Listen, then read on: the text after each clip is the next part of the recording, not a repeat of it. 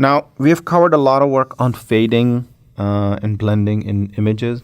Here is an example of how we can basically apply this to video.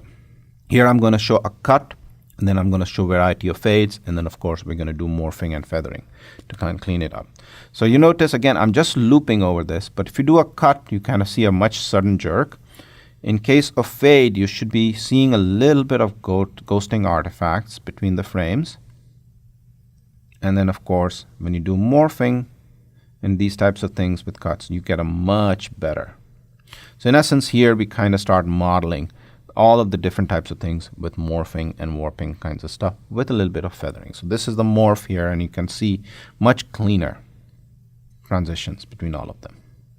Again, something we can actually do much better as we know more about the images and how we can do actually all of the processing between all of them.